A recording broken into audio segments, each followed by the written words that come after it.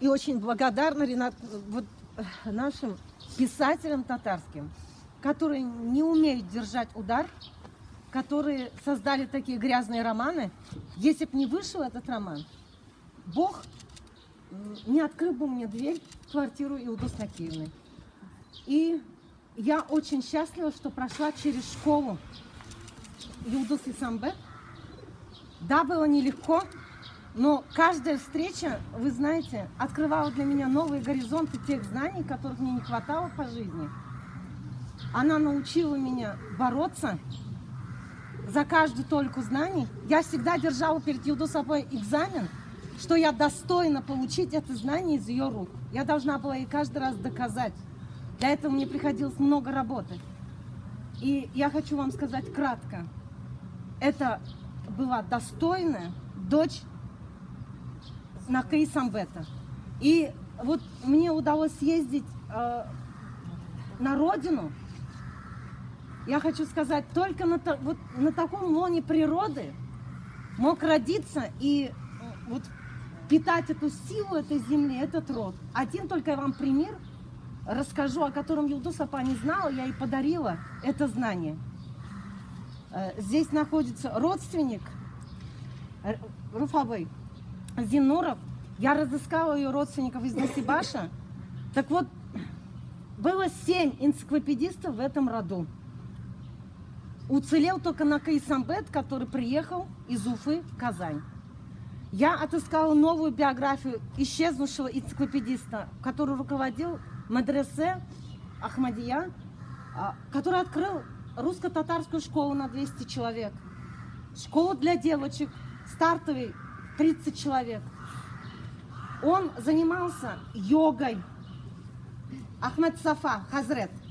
Он занимался гипнозом, он лечил. Но самое главное, что он поставил на колени советскую власть. У него была шикарнейшая библиотека русской, тюркской, суфийской литературы.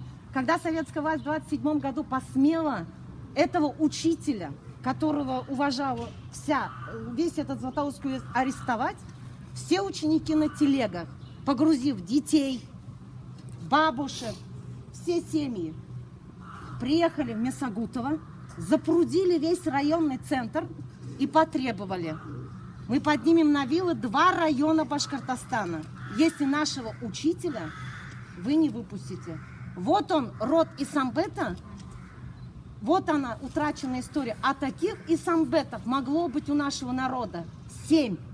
Я пока отыскала 2. И работа эта не прекращается, потому что это род просветителей, который обеспечивал весь Башкортостан учениками. И сегодня вы вот видите представителя этого рода, это внук Ахмед Сафы Хазрета. Я разыскала, пригласила на мероприятие. Вот они, к сожалению, ввиду болезни не смогли встретиться, но были знакомы. Понимаете, татарский народ должен быть счастлив. И очень горестно, что мы провожаем такого яркого представителя. Она была в очень хорошей рабочей форме.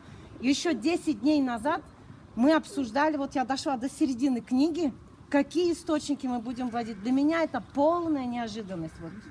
Поверьте. Пусть земля будет пухом. И я думаю, что мы все вместе подарили вот ей 2 года вот этой активной работы, потому что я благодарна ученикам Илдус апы, потому что с вами я делала документальные фильмы. Я благодарна Татмедиа. Первые блокаду они провернули. 3 месяца не печатали ничего про Исамбета и не брали никаких интервью. Поэтому я благодарю Татмедиа, который прорвал блокаду. Я благодарю ТНВ, подготовившись ряд передач. Благодарю каждого, кто делился со мной знанием, открывал дверь в мир татарской культуры и наводил